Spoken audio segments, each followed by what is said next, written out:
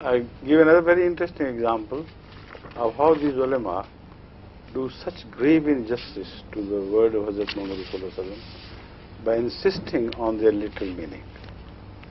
That is the great struggle between us and them. So I quote a few examples, then you will understand how important it is for one to be enlightened by Allah so that he can understand the word of one who is enlightened by Allah. Without that you can't. One example came to light once when Hazrat Khalifatul Masih Awwal Raziyallahu Ta'ala Anhu was Hakim Nuruddin then. He was not yet Khalifatul Masih Awwal.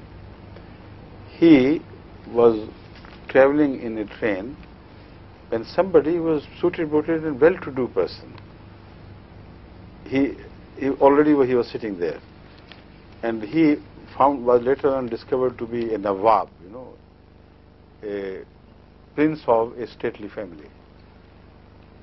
So he sat just opposite to him, and this man, when he looked at Hazrat Khalifatul Masih was looking like a Maulvi, he turned with loathsomeness, loathing. Aversion and hatred was so clearly written on his face. He just turned his back. Hazrat Khalifatul Masih, of course, he realized it. Very mildly and politely and humbly he said, "Have I offended you in any way? I didn't mean to, please. Why have you turned away? Why do you hate me so much?"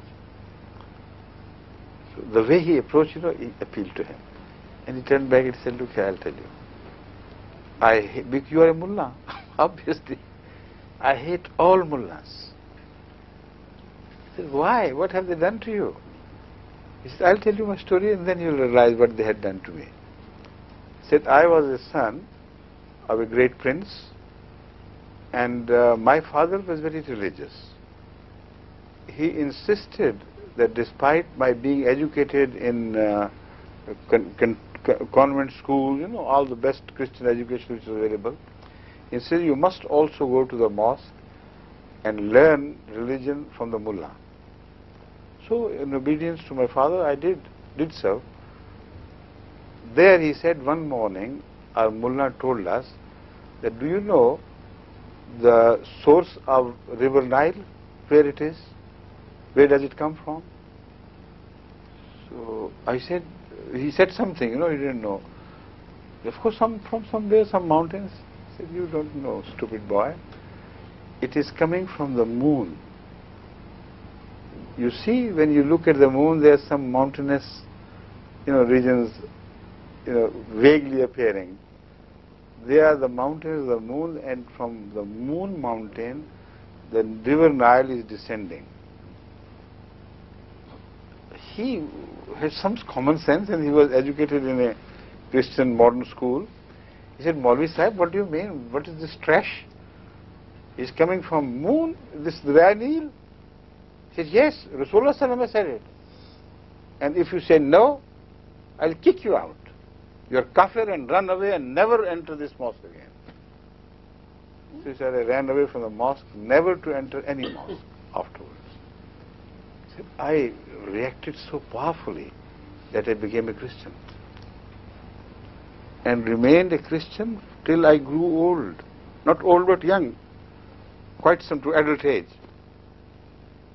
One day, he said, I was reading a book written by a Christian priest who had traveled East Africa, and he was writing his experiences of East Africa and interesting things we discovered. Incidentally, it was not incidental because it was designed by Allah, but he says, incidentally, this priest discovered that the source of Nile is in Uganda, in the southern part of Uganda, and the mountain where it comes from is Jabalul Qamar, mountain of the moon. So when he read Jabalul Qamar, suddenly he was awakened. God, what have I done? This hadith should have led me to a greater faith in Holy Master Hazrat Muhammad Sallallahu Alaihi Wasallam, not to make me run away from him. There and then I did istighfar and said, no, never shall I leave this holy master again. He was enlightened, he was told by Allah things which even the geographists of the present age had to discover after long labor and investigation. And 1400 years or 13 from that time, 1300 years ago, Hazrat Muhammad Sallallahu Alaihi Wasallam was told the name of that mountain, which was Jabal al-Tariq. No, I'm sorry, Jabal al-Qamar. Jabal al-Qamar. So he said, a mullah made me a Christian, and a Christian made me a Muslim. So ever since I vowed never to set my eyes on mullahs. So Khalifatul Masih then spoke to him, and this man became a very devout Ahmadi ultimately. Because when he read Hazrat Masih of some literature, he found exactly the same compatibility with the universal truth as we know the Hadith and the Quran. But if you delve deeper into the meaning, only then you discover this compatibility, not otherwise.